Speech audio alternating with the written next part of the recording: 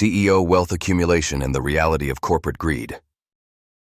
Explore how CEO wealth accumulation highlights corporate greed, impacting workers and industries, with insights into power and fairness in today's economy. Why CEO wealth accumulation feels like corporate greed gone wild.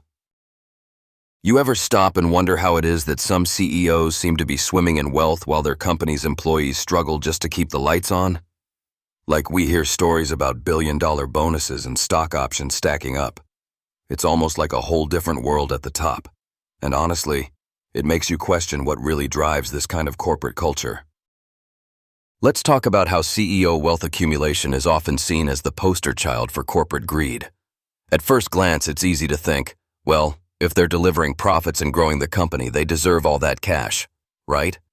But when your paycheck and theirs are miles apart, sometimes hundreds of times over, suddenly those bonuses don't feel so justified. What's wild is how the comp packages are structured. CEOs often get paid through a mix of salary, bonuses, stock awards, and perks that go way beyond the average worker's compensation.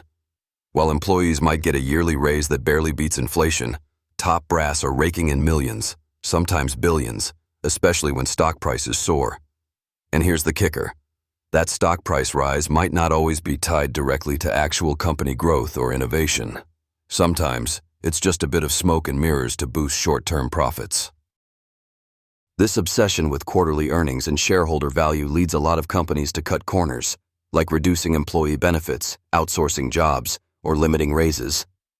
It's no surprise then, the word corporate greed gets tossed around because it feels like the priority is lining the pockets of CEOs and investors at the expense of workers' livelihoods. And while it sounds all supervillainy, understanding this imbalance can be tricky. The media often sensationalizes CEO salaries but rarely breaks down how it impacts the everyday person.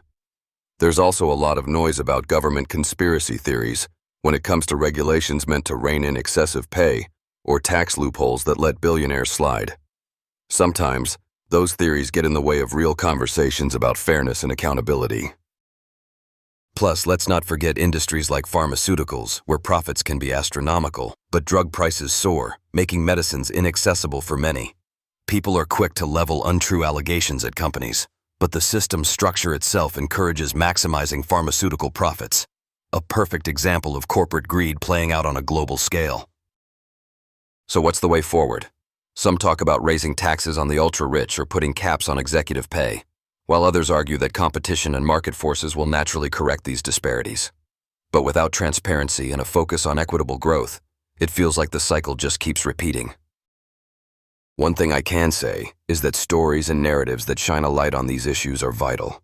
If you want to see a thrilling take on power dynamics that touch on greed, ambition, and the length some will go to protect their status, check out The Ultimate Frame by Andrew M. Semple. It combines suspense with sharp insights into human nature. It's a great read that'll keep you hooked. So next time you read about a CEO's outrageous compensation package or a pharmaceutical giant's sky-high pricing, remember there's a complex system at play, and the full story is rarely as simple as it seems.